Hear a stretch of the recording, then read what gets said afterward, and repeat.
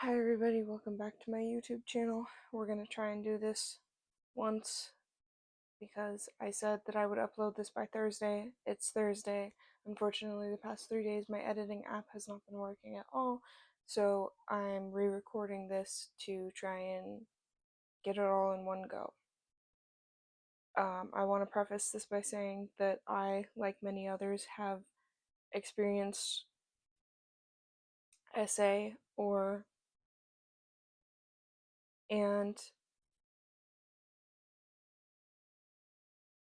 I continue to realize that men have always felt entitled to women's bodies, and for that reason, this piece speaks to me more now. And I realize that it's been happening since as long as time. Every woman I know has experienced something like this, and it isn't a special circumstance brought about by things that only exist today. It just looks different through the lens of technology, through the lens of modern technology. If you or anyone you know has suffered that same violence, know that you aren't alone and it gets better. It doesn't stay as bad as it is forever, and you'll be able to feel again. If you feel that you can't watch this at the current time for fear of its triggers, I always will tell you to protect your peace of mind. My hope is that it spreads awareness as the survivors are hitting an age where they will not be able to advocate for their story much longer. And my other hope is that it stops happening. When we choose to be quiet for even a moment about the things that have hurt us and our ancestors, then it allows them to slowly become normalized and ignored until it is finally outright denied in existence. We get so desensitized as it continues to happen and then wonder why mental struggles continue to skyrocket. I consistently think of how we must get comfortable with being uncomfortable so that we can grow and work past hard topics. Some things are not supposed to be comfortable. Talking about the abuse of women is one of those things. One last thing, I always add my sources to my content in an effort to encourage individuals to do their own research and develop their own ideas of the topic. However, in this case, the information only gets worse and more dark and likely more triggering as you go into it. I tried my best to keep my writing and what I'm reading to you strictly to the facts while adding as little detail necessary. The sources I found go into much more detail, and I tell you that to tell you this: research at your own discretion. If some things are more emotionally taxing on you and you need to wait to digest this topic until a later date, that's 100% okay. Try and come back to it when you're at a better place, or just get the surface information of it. You don't have to understand everything on a deeply personal level, especially if it means risking your sanity and your safety. Okay, what does the term. Wait, that's not even the start of this. Women's history is darker than you think, part 2. Comfort women. What does the term comfort women / girls refer to? Comfort women, more often girls.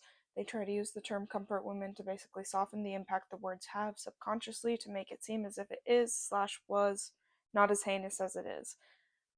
But comfort women are young girls that were sold into slavery for the Japanese military between the years of 1932 and 1945. Girls as young as 12 years old, with the majority from China and Korea, but also those from the Philippines, Vietnam, Taiwan, Indonesia, Malaysia, Thailand, the Dutch East Indies, and Japan, including European women in Japanese-occupied territories, were kidnapped and or sold to the largest case of government-sponsored human trafficking and slavery in history. What led to this happening? Military brothels existed in the Japanese ranks since 1932, but spread wildly after the R of Nanjing or Nanking. It's typed 2 different ways across a multitude of sources, in which, over the course of 6 weeks, the Japanese army murdered hundreds of thousands and tens of thousands of women and girls were SA'd. Nanjing was left in ruins and would take decades to recover. This event horrified the world, and Emperor Hirohito worried how it would impact Japan's image. To prevent further horrors and reduce STDs, he ordered the military to expand their so-called comfort stations.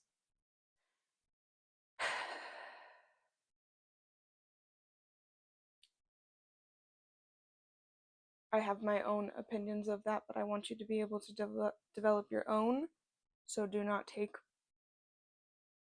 mine as the end-all be-all. But who other than a man would believe that supplying an endless stream of sexual appetizers, so to speak, would teach other men to control their violent desires?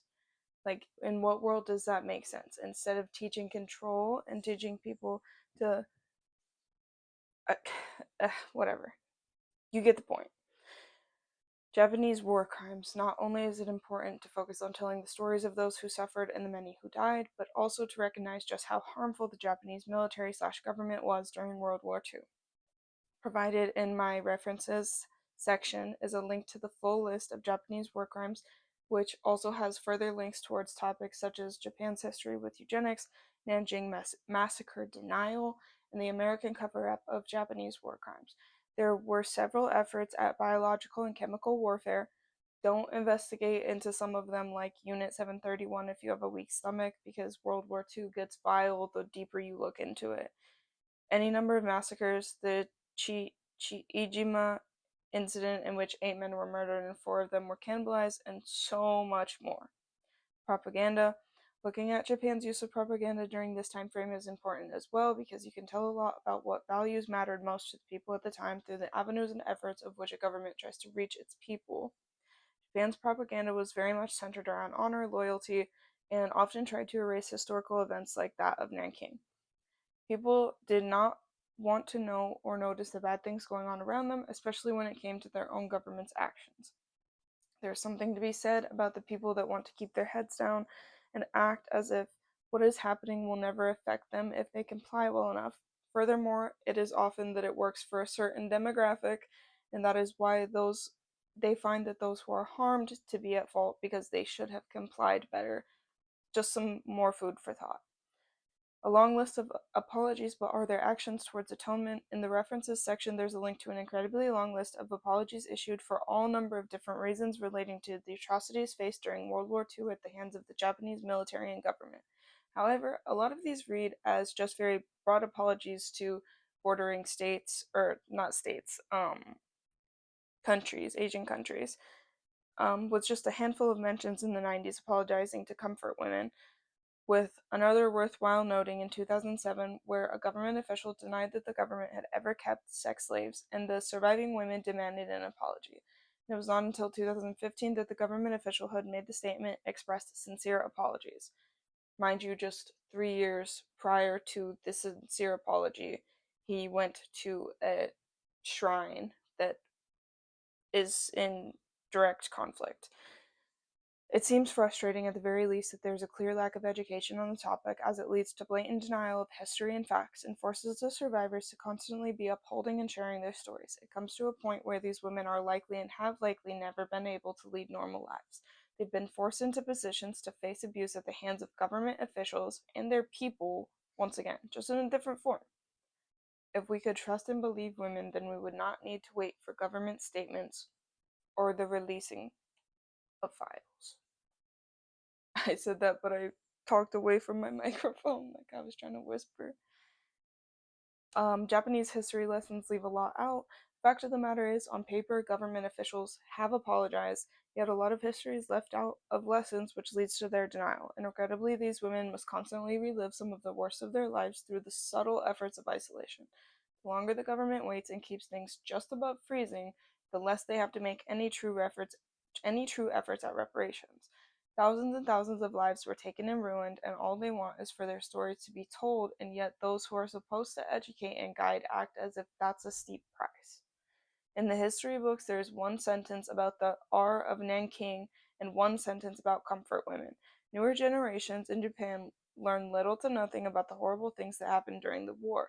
When people complain of the things that Japan has done wrong, these young folks get defensive, not understanding any of it, and in turn may take to the internet and believe the nationalist view that Japan did nothing wrong. Also, when I say young folks, that doesn't necessarily mean a specific age, because anybody can lead into ignorance and like go the wrong direction basically. But I then included, which I include in so many of my writings because it just makes sense, those who cannot remember the past are condemned to repeat it, by George Santayana. Former comfort women find reparations have not been met. In 2002, 57 to 70 years after it happened, 36 Taiwanese women identified as comfort station survivors were given monthly payments of $525.38 US dollars. That is equivalent to $6,304.56 a year, meaning to date, the most one of these women might have received is $145,004.88. That sounds like not a lot compared to the shame and denial they have been forced to face in society, as they have not been treated with any respect.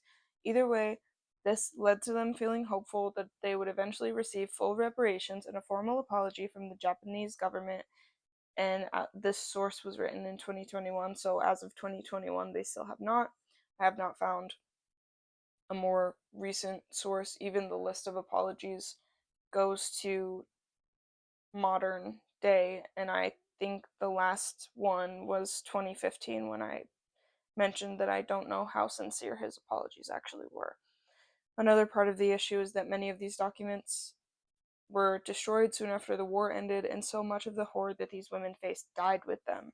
The best thing that can be done for the surviving women is to issue a formal apology and listen to them. Tell their stories so that those that deny them can be proved blatantly wrong. Do not give credibility to those that wish to further harm the women that have already suffered tremendously at the hands of the government. And when I put my references in the description, I will sort them chronologically in terms of this writing, not chronologically in terms of history. Um, that way, if you get to a specific part of this video and there is more you want to know about a specific part, you will be able to find it down there. And I think that's everything that I have. Again, don't go researching into it if it's something that is going to be too emotionally taxing for you right now, because peace and joy are inherently forms of protest. Because right now everything is scary, and in the past everything's scary, and you just have to take care of yourself and your communities. And if that means not researching a whole bunch of stuff right now, that's fine. As long as you continue to be educated in the future, you don't have to do it all right now. But I just want to say thank you guys so much for watching. I hope you enjoyed this video. I'm sorry if it's a little bit wonky.